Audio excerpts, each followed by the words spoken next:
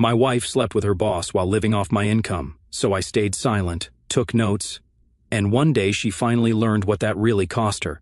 I, a 37-year-old male, have been thinking about whether to post this for a while. I figured maybe someone else is in the same boat and could use my experience.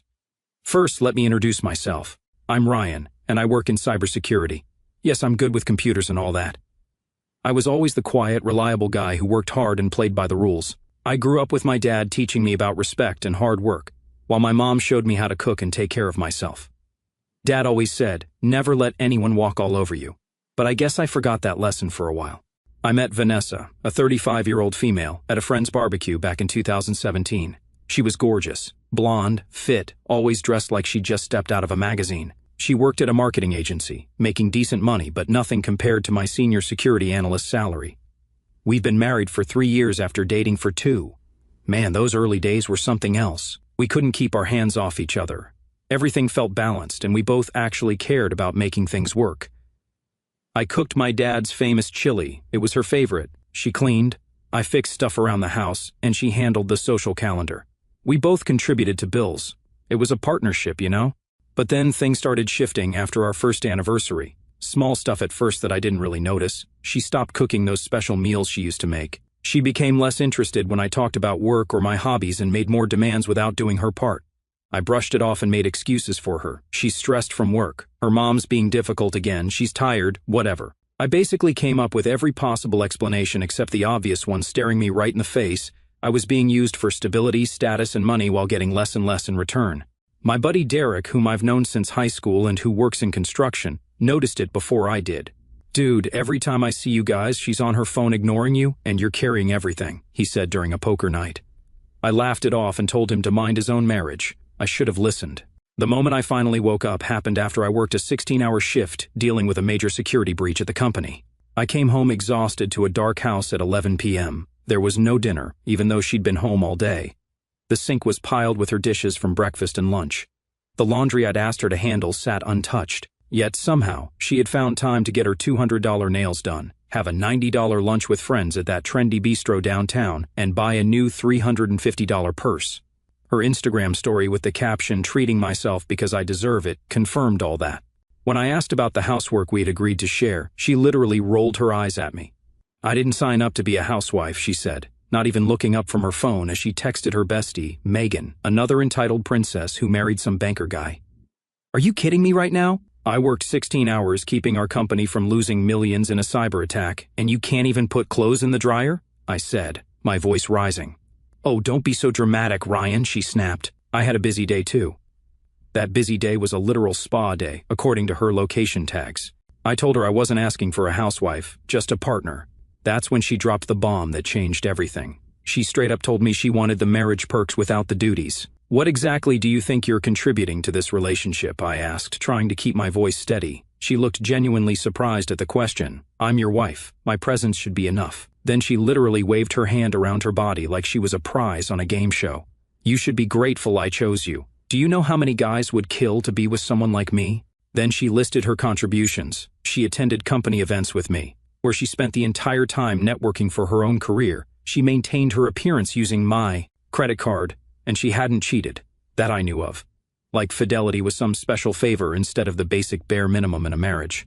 Most guys would be thrilled to have a hot wife who lets them have sex with her, she actually said to my face. I was speechless.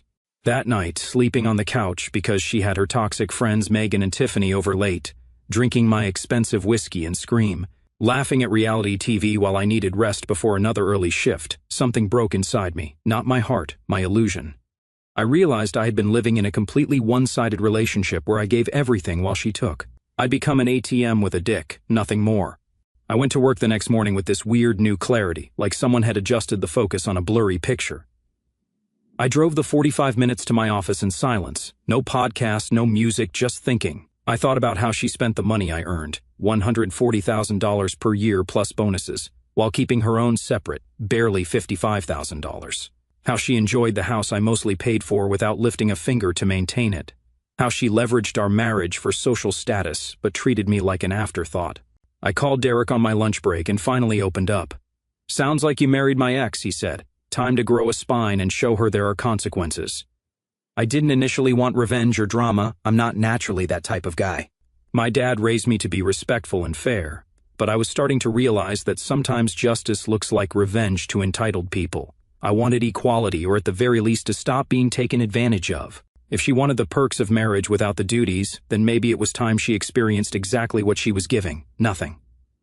That day, I opened a new encrypted spreadsheet at work.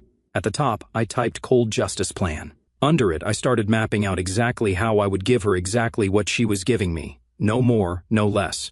Not just out of self-preservation, but as a wake-up call she desperately needed. The morning after that eye-opening conversation, I sat in my car before heading into work and made a detailed list of everything Vanessa had stopped contributing to our marriage.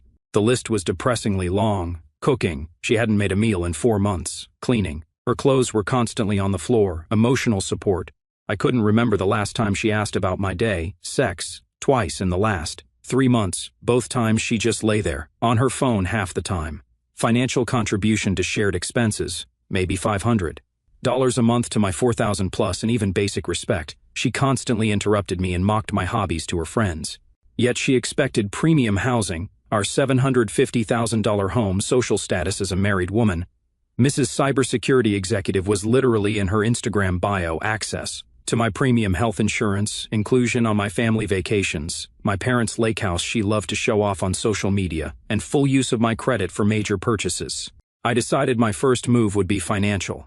For years, we'd had a joint account where I deposited 80% of my income, about $9,000 a month after taxes, while she contributed sporadically, claiming her marketing job didn't pay enough. Meanwhile, she maintained a separate personal account I had no access to. When I checked our joint account that morning, I discovered she had withdrawn $1,700 for shopping just the day before, while claiming we needed to cut back on groceries because inflation is killing us. Her words when I wanted to buy steaks last week. That afternoon, I visited the bank and opened my own separate account at a completely different bank where she had no relationship. I transferred 75% of the joint funds there, about $22,000, leaving just enough to cover the immediate bills.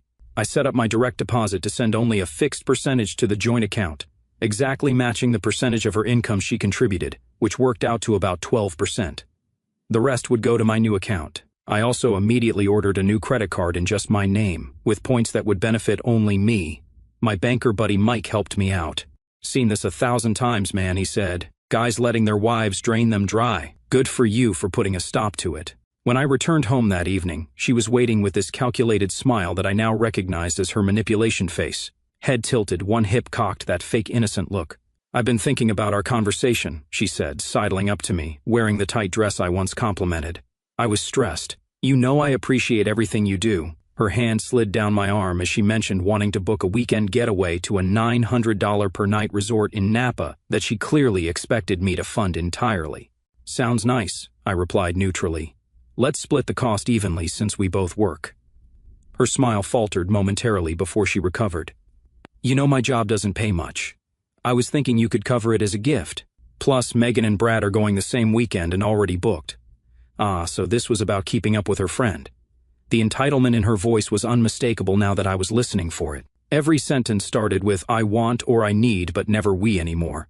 "I'm cutting back on expenses," I said simply. "I updated our banking arrangement today to be more proportional to our incomes." The calculated warmth vanished instantly. Her eyes widened, and her face flushed red. "You did what? Without discussing it with me first?" she shrieked, actually stamping her foot like a toddler. The irony of her demanding discussions about financial changes when she'd been making withdrawals without consultation for years wasn't lost on me. "I'm just matching your approach," I explained calmly. "You keep your personal money separate, and now I'll do the same. I'll contribute proportionately to our joint expenses, just as you do, about 12% by my calculation." 12%? That's ridiculous. "How am I supposed to live on that?" she shrieked. "The same way I'm supposed to live on 88% of the bills, I guess," I replied. The argument that followed was revealing. She accused me of everything from cruelty to betrayal, yet couldn't articulate why it was acceptable for her to have financial independence but not me. When she realized I wouldn't budge, she switched tactics, crying those fake tears I'd fallen for so many times, mascara strategically running, claiming I didn't trust her anymore. "Trust is earned through actions," I responded. "Your actions show you want independence, not partnership. I'm respecting your choice by doing the same. But how will I pay for girls' night and my facial next week?" She actually asked through her tears, not how will we pay the mortgage, but how she'd fund her luxuries. Mask officially dropped. Over the next week, I continued implementing my reciprocity plan. I cooked meals only for myself, matching her behavior of the past months. I cleaned only my own messes. When she left dishes in the sink, they stayed there until she handled them. I did my own laundry, but not hers. The breaking point came when she needed a ride after her car wouldn't start. For years, I dropped everything to help her with such emergencies. This time, I responded with the same excuse she'd given when I'd asked her to pick me up during a snowstorm. Sorry, I'm in the middle of something important. Can you call an Uber? I texted. Are you serious right now? I'm your wife, she texted back. Yes, and I'm your husband. I'm just giving you what you give me. I replied that evening. She confronted me directly. What's happened to you? You've changed. Nothing's happened to me, I answered honestly. I've just started to value myself enough to expect reciprocity. I'm matching your investment in this marriage, nothing more, nothing less. She stormed off to stay at her friend's place. I felt no satisfaction, only a grim determination to continue the course I'd set. This wasn't about punishment, it was about establishing boundaries after years of one-sided compromise. By the third week of my new approach, the dynamic between us had shifted dramatically. She returned from her friend's place after 2 days, expecting me to have come to my senses. Instead, she found me perfectly content with the new arrangement. The power imbalance that had defined our relationship was dissolving, and she clearly didn't know how to handle it. Her first strategy was to weaponize sex. After months of rejecting my advances with excuses about headaches or fatigue, she suddenly appeared in the bedroom wearing lingerie I'd never seen before. When I politely declined, citing the same tired excuse she'd used countless times, her expression was priceless. A mixture of shock and indignation, like her hotness alone should command my immediate attention regardless of her previous rejections. Is there someone else? She demanded, immediately jumping to accusations rather than self-reflection. No, I replied honestly, I'm just matching your level of interest. When you start showing consistent desire for intimacy rather than using it as a manipulation tool, I'll respond in kind. This led to her second strategy, involving others in our private matters. The next day, my phone blew up with messages from her family members, questioning why I was mistreating her. According to her carefully crafted narrative, I had suddenly become controlling and cold for no reason. She had conveniently left out the years of imbalance that led to my change in behavior. Rather than getting into it with her family, I responded to each message with a simple, I appreciate your concern, but this is between my wife and me. Meanwhile, I documented every manipulation attempt in a journal, not out of pettiness, but as a reality check for myself when doubts crept in. Her third strategy emerged during a dinner with our closest friends. It was a calculated public performance. She was excessively affectionate, repeatedly mentioning things she'd supposedly done for me, most of which never happened. When our friends asked about our plans for the upcoming holiday weekend, she jumped in. We're thinking of going to the lake house. He works so hard and I want to treat him. The lake house belonged to my family. The treat would come entirely from my pocket.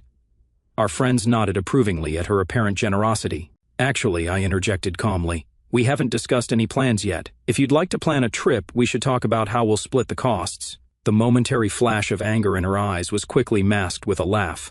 Oh, he's so practical these days, she told our friends, squeezing my arm with fingernails that dug a little too deep. After our friends left, she exploded. How dare you contradict me in front of them? You made me look bad. I simply stated the truth, I replied. If you want to present yourself as generous, make genuinely generous offers that don't rely on my resources. The confrontation escalated until she threw her trump card. My father always said I deserved a man who would provide everything for me without question.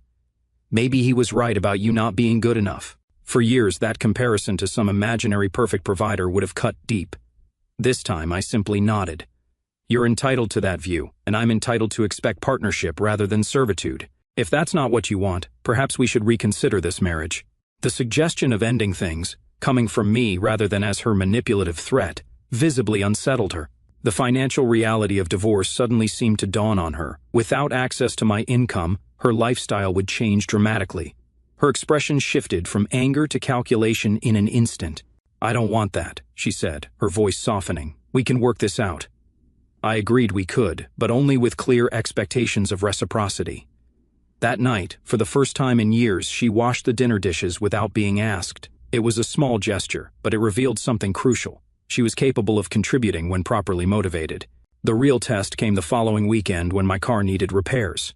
For years, I'd handled all vehicle maintenance for both our cars. This time, I took mine to the shop but left hers with its overdue oil change unaddressed. "When are you going to take my car in?" she asked, clearly expecting me to handle it as usual. "I'm not," I replied simply. "I take care of my car, you take care of yours. That's equality." As she struggled to comprehend this new reality where her problems weren't automatically mine to solve, I realized something important. This wasn't to just about saving my marriage anymore. It was about saving myself from a lifetime of one-sided sacrifice that would eventually leave me empty. A month into my reciprocity plan, the confrontation I'd been anticipating finally happened. It began with a credit card statement that arrived in the mail. $3,200 charged to a joint credit card, mostly for designer clothing and expensive salon treatments. For years, I had silently absorbed these costs despite our agreement to discuss any purchase over $200. Those days were over. I placed the statement on the kitchen counter and texted her that we needed to discuss it when she got home. She responded with a casual whatever that showed she still didn't grasp the fundamental shift in our dynamic. When she arrived home and saw me sitting calmly at the kitchen table with the statement before me, her expression flickered between defiance and calculation. She opted for the approach that had always worked in the past: distraction. "You wouldn't believe the day I've had," she began, launching into a detailed story about workplace drama.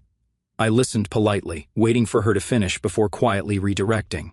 "About the credit card charges," I said, tapping the statement. "I'll be paying my portion of the shared household expenses. The personal items you purchased will need to come from your account." She froze. "That's not how we've ever done things." "The past arrangement wasn't working for me," I replied calmly, "just as you decided unilaterally that certain marital duties weren't working for you." Her voice rose immediately. "So this is punishment for not being your personal chef and maid?"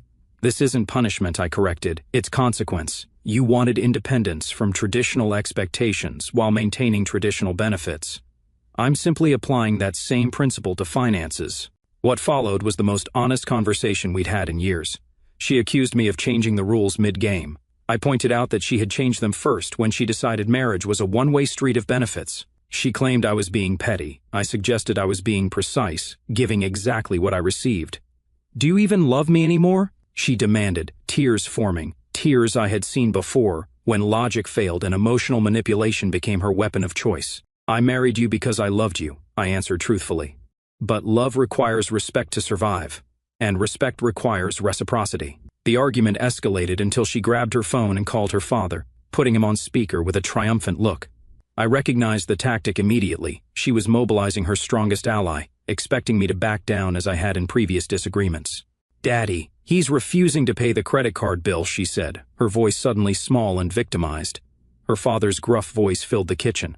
"What's the problem here?" "A real man takes care of his wife's needs without complaining." In the past, I would have acquiesced under this pressure. This time, I spoke directly and confidently. "Sir, with respect, a real partnership involves mutual support and contribution. I'm happy to discuss this with my wife, but this is between us." The silence that followed was deep. Her father, not used to being challenged, sputtered before demanding to speak to his daughter alone. She took the call to another room, but I could hear her increasingly agitated voice as her father apparently failed to provide the intervention she had expected. She returned 20 minutes later, face flushed with anger. "He says I should consider whether this marriage is working for me." "That's a fair question," I agreed. "One we should both consider. Is a relationship based on authentic partnership something you actually want?" Uncertainty flickered across her face. The script wasn't playing out as expected. Her usual tactics were failing, and she seemed genuinely unsure how to proceed without them. That night, a surprising shift occurred. Without discussion, she prepared dinner for both of us, something she hadn't done in months. It wasn't a fancy meal, just pasta with jarred sauce, but the gesture itself spoke volumes. She was testing whether reciprocity could actually work in her favor too. As we ate in relative silence, I realized this wasn't just about correcting an imbalanced relationship anymore. It was about discovering whether there was anything left between us worth salvaging once the manipulations and one-sided expectations were stripped away. The tentative peace established after our honest conversation lasted precisely 3 weeks before the final confrontation arrived. In those weeks, we had existed in an uneasy truce. She made sporadic efforts toward genuine partnership, handling some household responsibilities, contributing to decisions, even initiating intimacy without ulterior motives. I matched her efforts exactly, maintaining the principle of reciprocity while watching her closely. Then came the credit card bill from her weekend trip with Megan and Tiffany, a $6,900 charge to our joint account. The charges included luxury spa treatments, $2,200, expensive dinners, $1,500, high-end, boutique purchases, $3,000, and even a psychic reading, $200. Well beyond our agreed spending limits. What made it worse was finding the statement deliberately hidden beneath a stack of magazines, rather than in our usual mail location. When confronted, she initially denied knowing anything about it. Must be fraud, she claimed. When shown the actual itemized statement with her signature, she switched to justification. I work hard. I deserve nice things, she said, actually stomping her foot again.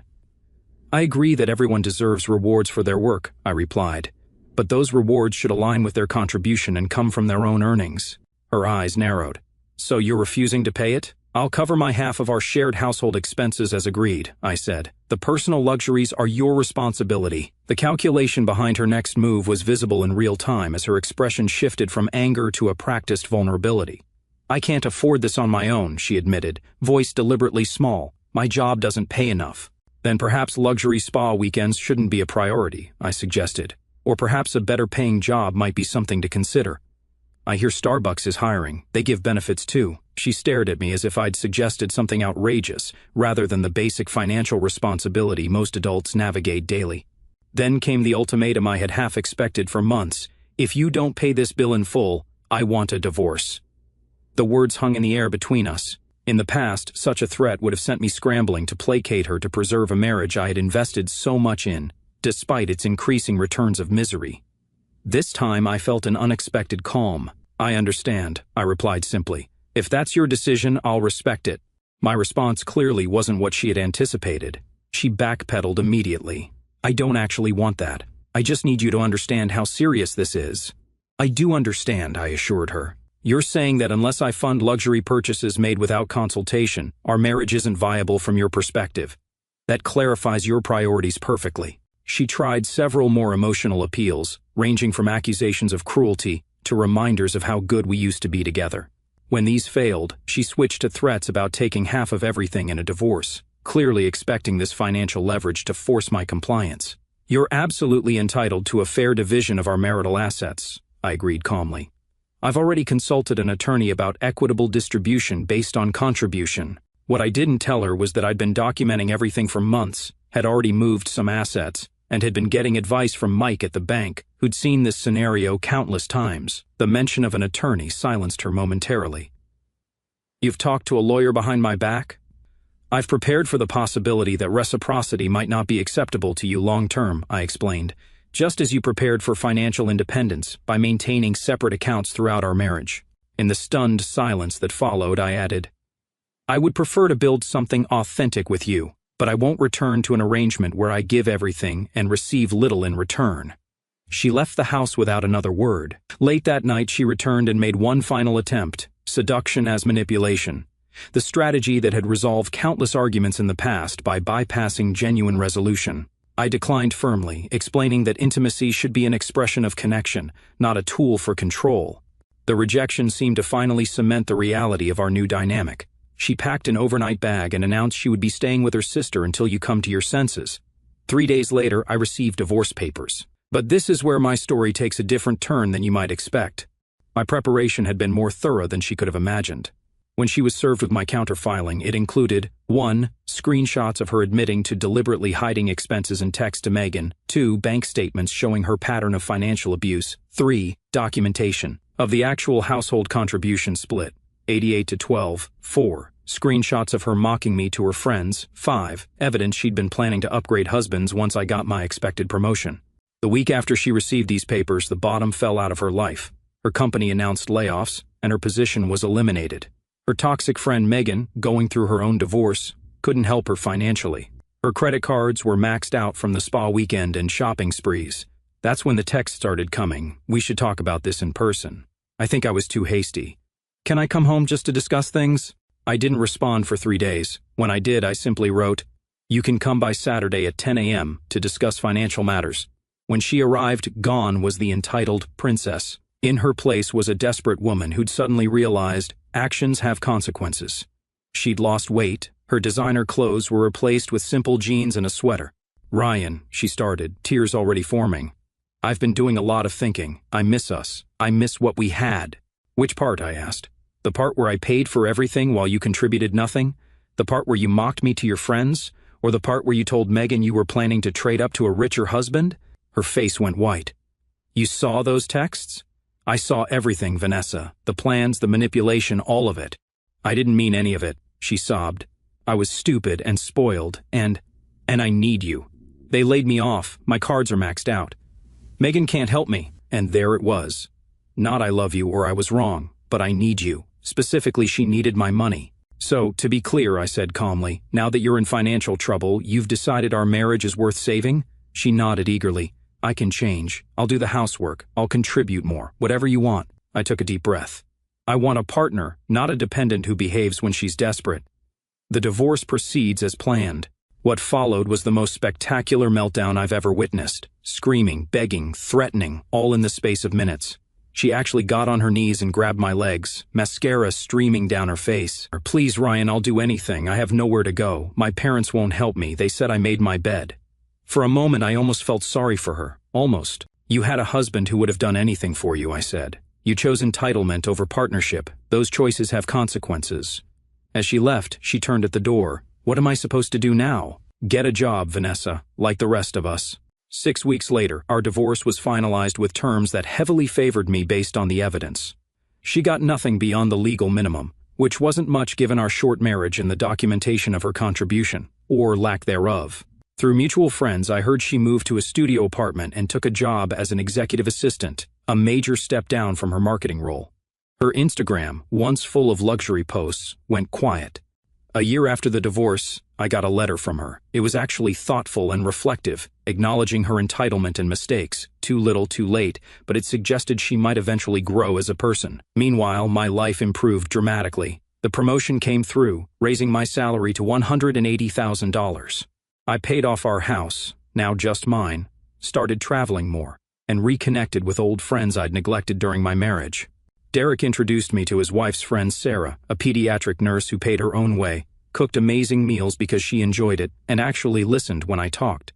The difference was night and day. Last month, something unexpected happened. I was at a high-end steakhouse with my new girlfriend, celebrating my promotion to Chief Information Security Officer, $250,000 now, plus stock options. We were enjoying our $200 bottle of wine when Vanessa walked up to our table. She wasn't a customer, she was our server. Ryan, she said, her voice small. The expensive highlights were gone, the designer clothes replaced with a server's uniform. How are you? I'm great, I said honestly. I introduced Sarah, who gave a polite smile. That's good, Vanessa said, her eyes darting between us, lingering on Sarah's hand on mine. Can I get you anything else? Just the check when you get a chance, I replied. No spite, no gloating. I genuinely felt nothing but mild pity. As she walked away, Sarah asked, ex-wife? Yep. You never told me she was working as a server? I didn't know, I said truthfully, but I'm not surprised. Actions have consequences. When Vanessa brought the check, she slipped a note underneath. I waited until we left to read it. I'm sorry for everything. I didn't understand what I had until it was gone. You were right about everything. I had to learn the hard way that the world doesn't owe me anything. If you ever want to catch up, I'd like to apologize properly. I crumpled it up and tossed it in a trash can outside the restaurant. Sarah gave me a questioning look. The past should stay in the past, I said. I've got everything I need right here. 2 weeks after that encounter, I got a text from a number I didn't recognize. It's Vanessa. Please, can we talk? I've lost everything. My apartment is being foreclosed. I have nowhere to go. My parents won't help. I made terrible mistakes. I know I don't deserve your help, but I don't know who else to turn to. I showed it to Derek over beers that night. Don't fall for it, bro, he warned. Classic manipulation. I have no intention of rescuing her, I assured him, but I am curious what she wants. I agreed to meet her for coffee in public. When she showed up, I barely recognized her. The woman who once spent $800 on skincare each month looked tired, worn down. Life had clearly been rough since our divorce. Thank you for coming, she said, wringing her hands. I don't know where to start. How about the truth for once? I suggested. She broke down right there in the coffee shop.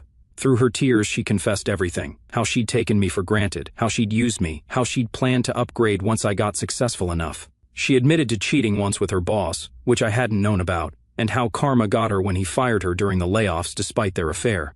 I've hit rock bottom, she said finally. I owe $40,000 in credit card debt. I've been evicted from my apartment. My car was repossessed last week. Megan won't talk to me anymore since her divorce. I have nothing. Then came the real purpose of the meeting. I was hoping maybe I could stay at the house for a little while, just until I get back on my feet. I wouldn't be in your way. I could help around the house like before. I mean, better than before. I almost laughed at the irony. Now that she'd experienced the consequences of her actions, suddenly she was willing to contribute.